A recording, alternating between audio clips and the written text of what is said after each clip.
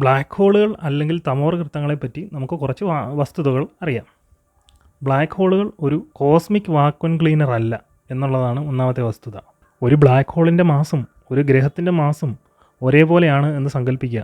അങ്ങനെയാണെങ്കിൽ ആ ഗ്രഹം ഏതൊക്കെ രീതിയിലാണ് ഗ്രാവിറ്റേഷണൽ എഫക്ട്സ് മറ്റു വസ്തുക്കളിൽ ഉണ്ടാക്കുന്നത്, അതേ എഫക്റ്റ് തന്നെയായിരിക്കും ഒരു ബ്ലാക്ക് ഹോളും മറ്റു വസ്തുക്കളിൽ ചെലുത്തുക. ബ്ലാക്ക് ഹോളുകൾ മറ്റു പ്രപഞ്ചത്തിലേക്കുള്ള ഒരു പോർട്ടലോ അല്ലെങ്കിൽ മറ്റ് ഡയമെൻഷനിലേക്കുള്ള പോർട്ടലോ അല്ല. സ്റ്റെലാർ മാസ് ബ്ലാക്ക് ഹോളുകൾ ഉണ്ടാകുന്നത് രണ്ട് ന്യൂട്രോൺ സ്റ്റാറുകൾ മെർജ് ചെയ്യുമ്പോഴാണ്. ഇങ്ങനെ ഒന്നിലധികം ചെറിയ ചെറിയ ബ്ലാക്ക് ഹോളുകൾ ചേർന്നാണ് വലിയ ബ്ലാക്ക് ഹോളുകളായി മാറുന്നത്. ആൽബർട്ട് ഐൻസ്റ്റീൻ ബ്ലാക്ക് ഹോളുകൾ ഉണ്ടാകാമെന്ന ആശയത്തെ നിരസിച്ചിരുന്നു. നമ്മുടെ സോളാർ സിസ്റ്റത്തോട് ഏറ്റവും അടുത്തുള്ള ബ്ലാക്ക് ഹോള് 3000 പ്രകാശവർഷം അകലെയായിട്ടാണ് സ്ഥിതി ചെയ്യുന്നത്. ഇതിനെ വിളിക്കുന്നത് 1A0620-00 എന്ന പേരിലാണ്. ഇതിനൊരു കമ്പാരിസൺ നോക്കുകയാണെങ്കിൽ നമ്മുടെ സൗരയൂഥത്തിനോട് തൊട്ടടുത്ത നക്ഷത്രം സ്ഥിതി ചെയ്യുന്നത് 4.2 പ്രകാശവർഷം അകലെയായിട്ടാണ്. നമ്മൾ 39,400 km/h എന്ന വേഗത്തിൽ സഞ്ചരിക്കുകയാണെങ്കിൽ ഒരു പ്രകാശവർഷം കവർ ചെയ്യാൻ വേണ്ടി നമുക്ക് 27,000 വർഷങ്ങളെടുക്കും. ആദ്യമായി 2019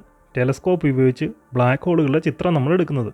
അത് ഏകദേശം 55 മില്യൺ പ്രകാശവർഷം അകലെയായിട്ടായിരുന്നു സ്ഥിതി ചെയ്തിരുന്നത്. നമ്മളുടെ സൂര്യൻ്റെ മാസമുള്ള ഒരു ബ്ലാക്ക് ഹോളിനെ സൂര്യന് പകരം നമ്മളുടെ സൂര്യൻ്റെ സ്ഥാനത്ത് പ്രതിഷ്ഠിക്കുകയാണെങ്കിൽ പ്രത്യേകിച്ച് മാറ്റങ്ങളൊന്നും നമ്മുടെ ഗ്രഹങ്ങൾക്കോ അതിന് ഓർബിറ്റിനോ ഉണ്ടാവുന്നില്ല. ബ്ലാക്ക് ഹോളുകൾ മറ്റുള്ള പ്രപഞ്ചത്തിലുള്ള വസ്തുക്കളെ പോലെ തന്നെ ഒരു ഫിസിക്കൽ ഒബ്ജക്റ്റാണ്. ഒരു ചെറിയ പോയിന്റിൽ ഒരുപാട് മാസ് അടങ്ങിയിരിക്കുന്നതുകൊണ്ടാണ് ലൈറ്റിന് പോലും ബ്ലാക്ക് ഹോളുകളിൽ നിന്ന് രക്ഷപ്പെടാൻ സാധിക്കാത്തത്. ബ്ലാക്ക് ഹോളുകളെ 2 ക്ലാസ്സിലാണ് പെടുത്തിയിരിക്കുന്നത്. ഒന്ന് സ്റ്റെലാർ മാസ്, ഒന്ന് സൂപ്പർ മാസീവ്.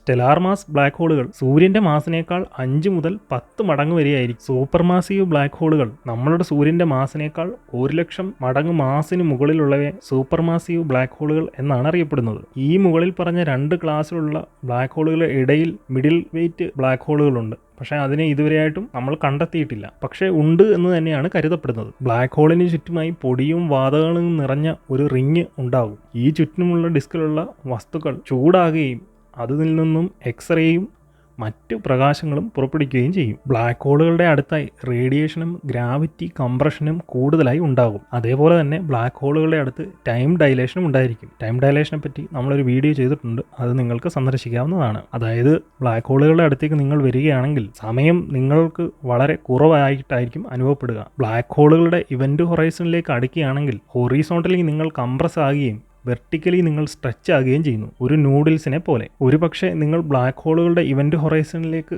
ചെന്നെത്തപ്പെടുകയാണെങ്കിൽ അതിൽ നിന്ന് രക്ഷപ്പെടാനായി പ്രകാശത്തിനേക്കാൾ കൂടുതൽ വേഗത്തിൽ നിങ്ങൾക്ക് സഞ്ചരിക്കേണ്ടി വരും. വീഡിയോയെ പറ്റിയുള്ള അഭിപ്രായങ്ങളും നിർദ്ദേശങ്ങളും കമൻറ്റുകളായി രേഖപ്പെടുത്തുക. നന്ദി.